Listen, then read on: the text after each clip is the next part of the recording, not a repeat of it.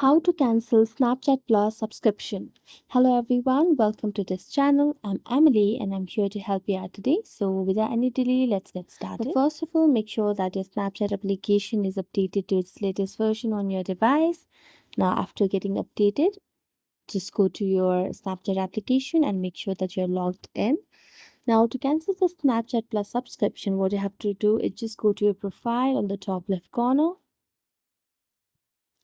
and here you can see the option of Snapchat Plus. So just tap on that. Now make sure that you have subscribed to this.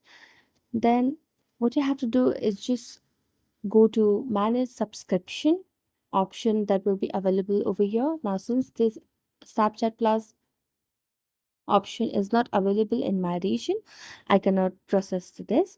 But to further cancel the subscription, what you can just do is go to Snapchat Plus and then tap on manage subscription, and then you'll get the option of cancel subscription. Tap on that and your work will be done.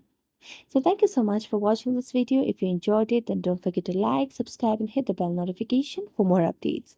That's it for today. See you next time.